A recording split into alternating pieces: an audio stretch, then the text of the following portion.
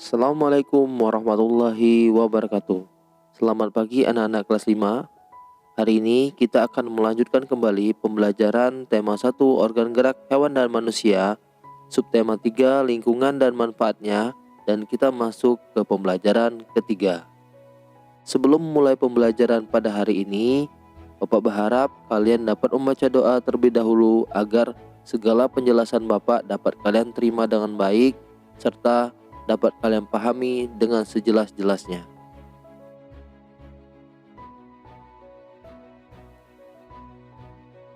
Indonesia merupakan negara maritim dan kepulauan terbesar di dunia. Hampir 2/3 wilayahnya merupakan lautan. Antara pulau satu dengan pulau yang lain disatukan oleh laut. Kondisi geografis Indonesia sebagai negara maritim dan kepulauan menyimpan potensi yang besar dalam berbagai bidang, seperti di bidang ekonomi, sosial, budaya, dan transportasi. Potensi-potensi tersebut dapat menjadi modal yang penting dalam pembangunan nasional guna mewujudkan kesejahteraan masyarakat Indonesia. Kondisi geografis Indonesia sebagai negara maritim dan kepulauan memiliki dampak terhadap kehidupan ekonomi dan sosial masyarakat Indonesia. Baiklah anak-anak, apakah dampak-dampak tersebut? Mari kita pelajari lebih lanjut. Pengaruh kondisi geografis Indonesia sebagai negara maritim terhadap kehidupan ekonomi masyarakat. Kondisi geografis sebagai negara maritim dan kepulauan membawa banyak keuntungan bagi bangsa Indonesia. Laut Indonesia mengandung keanekaragaman sumber daya alam laut yang sangat potensial, baik hayati maupun non-hayati. Sumber daya alam laut tersebut antara lain ikan, terumbu karang, wisata bahari, sumber energi minyak dan gas bumi, transportasi antar pulau. Besarnya potensi sumber daya alam tersebut dapat dimanfaatkan masyarakat untuk meningkatkan ekonomi mereka.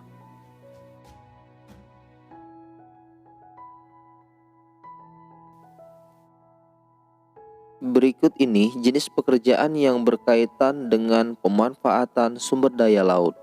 Misalnya, nelayan, petani garam, petani rumput laut, pedagang ikan, pembuat souvenir hasil laut, pemandu wisata, nakoda kapal, dan penambang minyak bumi, dan berbagai jenis pekerjaan lainnya. Selain berdampak terhadap kehidupan ekonomi masyarakat Indonesia, letak geografis Indonesia sebagai negara maritim dan kepulauan juga berdampak terhadap kehidupan sosial masyarakat Indonesia.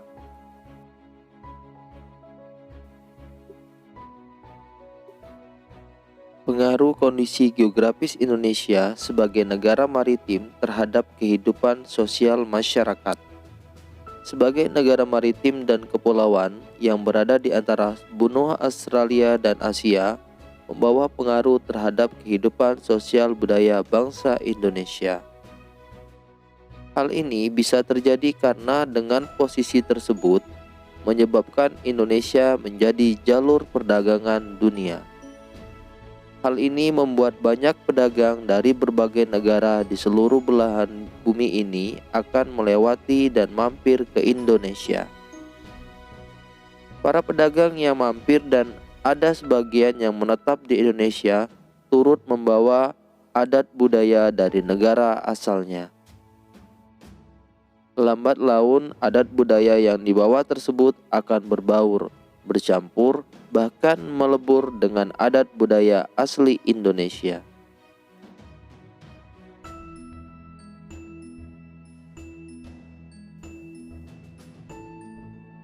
Beberapa dampak yang diakibatkan oleh letak dan kondisi geografis bangsa Indonesia sebagai negara maritim atau kepulauan antara lain komunikasi dan interaksi antar penduduk menjadi lebih mudah, baik antar warga Indonesia maupun orang Indonesia dengan warga asing. Terjadinya pembauran, pencampuran, atau peleburan nilai-nilai antar pulau dan antar negara. Munculnya perkampungan-perkampungan etnis tertentu seperti pecinaan dan kampung Arab. Terjadinya perubahan perilaku masyarakat karena pengaruh masuknya pola dan nilai perilaku dari pulau, daerah, maupun negara lain. Terjadinya perpindahan ilmu pengetahuan dan teknologi. Namun tidak semua berdampak positif. Ada juga yang menimbulkan dampak negatif. Berikut ini dampak positif dan dampak negatif yang ditimbulkan. Dampak positif antara lain dilalui jalur perdagangan dunia. Kaya akan sumber daya alam laut, memiliki keberagaman budaya, memiliki potensi wisata bahari, serta keberagaman sumber daya manusia. Dampak negatif antara lain tidak meratanya potensi alam, tidak meratanya pembangunan dan pemerataan hasil-hasilnya, sulitnya pengawasan wilayah, rawan terjadi konflik kedaerahan, serta masuknya budaya asing yang tidak sesuai dengan budaya Indonesia.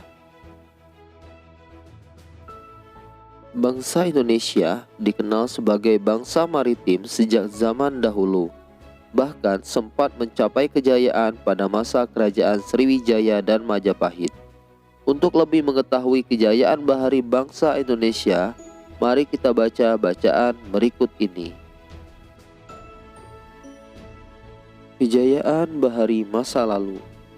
Sejarah telah mencatat bahwa kejayaan bahari bangsa Indonesia sudah lahir sebelum kemerdekaan. Hal ini dibuktikan dengan adanya temuan-temuan situs prasejarah maupun sejarah. Penemu situs prasejarah di gua-gua Pulau Muna, Seram, dan Arguni yang dipenuhi oleh lukisan-lukisan perahu layar menggambarkan bahwa nenek moyang bangsa Indonesia merupakan bangsa pelaut.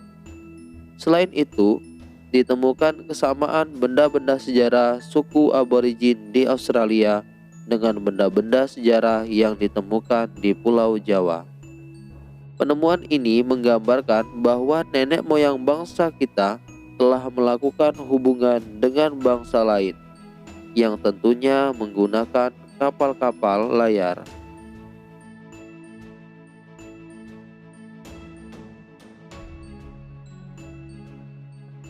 Kerajaan Sriwijaya bahkan memiliki armada laut yang besar dan kuat. Armada laut Sriwijaya mampu menguasai jalur perdagangan laut dan memungut cukai atas penggunaan laut. Pengaruh Sriwijaya meliputi Asia Tenggara. Hal ini dibuktikan dengan catatan sejarah bahwa terdapat hubungan erat dengan kerajaan Champa yang terletak di antara Kamboja dan Laos. Kerajaan Mataram kuno di Jawa Tengah mampu membangun Candi Borobudur. Pada candi tersebut terdapat relief berupa gambar perahu layar dengan tiang-tiang layar yang kukuh dan menggunakan layar segi empat yang lebar.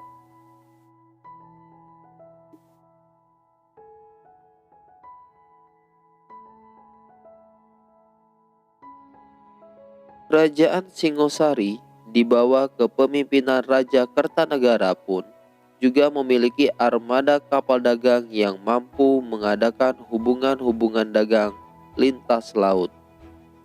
Bahkan, perkembangan kerajaan Singosari dianggap sebagai ancaman bagi kerajaan Tiongkok dengan rajanya Kubilai Khan. Raja Kubilai Khan mengirimkan armada perangnya dan mendarat di Pulau Jawa. Pada masa itulah Raden Wijaya mendirikan Kerajaan Majapahit. Kerajaan Majapahit kemudian berkembang menjadi kerajaan maritim yang besar. Kerajaan Majapahit memiliki pengaruh dan kekuasaan yang luas meliputi wilayah Nusantara dengan kekuatan armada lautnya dan didukung oleh kemampuan perang Patih Gajah Mada. Wilayah kerajaan Majapahit yang kian luas.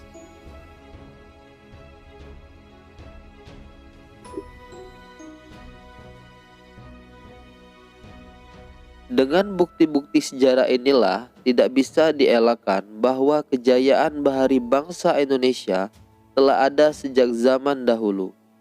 Namun dalam perjalanannya, kejayaan bahari ini mulai mengalami keredupan seiring terjadinya penjajahan Belanda dengan praktik kebaharian kolonialnya. Pada masa kolonial Belanda, masyarakat Indonesia dibatasi berhubungan dengan laut. Misalnya larangan berdagang selain dengan pihak Belanda. Padahal sebelumnya telah muncul beberapa kerajaan bahari Nusantara. Hal ini mengakibatkan budaya bahari Indonesia memasuki masa suramnya.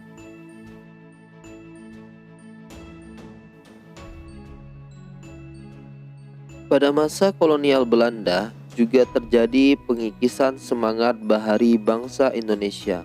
Dikarenakan pemerintahan kolonial lebih mementingkan bidang agraris untuk kepentingan mereka dibandingkan dengan bidang kemaritiman. Pemerintahan kolonial menggenjot bidang agraris dengan tujuan untuk memenuhi kepentingan dagang rempah-rempah mereka dengan negara-negara di Eropa. Keberagaman yang disebabkan adanya perbedaan antara pulau satu dengan pulau yang lainnya tidaklah menjadi pemecah dan perenggang, namun justru menjadi pemersatu. Karena antara yang satu dengan yang lain bisa saling melengkapi. Hal ini sesuai dengan semangat persatuan dan kesatuan, pencerminan nilai-nilai Pancasila, khususnya Sila Persatuan Indonesia. Selain itu juga mencerminkan nilai-nilai yang terkandung di sila keadilan sosial bagi seluruh rakyat Indonesia. Baiklah anak-anak, tahukah kalian meskipun terdiri atas 5 sila, namun Pancasila itu merupakan satu kesatuan yang utuh. Pancasila merupakan satu kesatuan yang bulat dan utuh dari kelima silanya. Sila ke-1 menjiwai sila kedua, menjiwai sila ketiga, keempat, dan kelima. Sila kedua dijiwai oleh sila ke-1, ketiga, keempat, dan kelima, dan begitu seterusnya. Setiap sila yang membentuk Pancasila juga sebagai satu kesatuan yang mutlak, tidak dapat ditambah dan dikurangi. Oleh karena itu, Pancasila tidak dapat diubah menjadi Trisila atau Ekasila.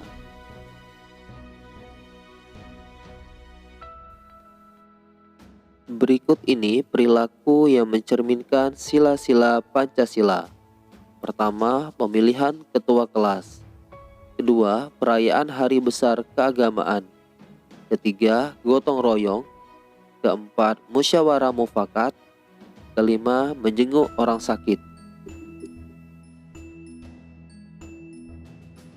Baiklah anak-anak, tahukah kalian bahwa pada pemilihan ketua kelas tidak hanya mencerminkan sila keempat saja, namun juga sila kelima, ketiga, dan sila kedua.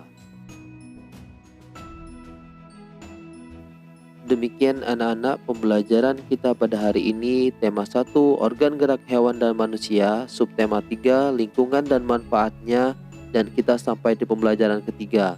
Semoga apa yang Bapak terangkan hari ini dan Bapak jelaskan dapat kalian pahami. Bapak akhiri, Assalamualaikum warahmatullahi wabarakatuh. Selamat pagi.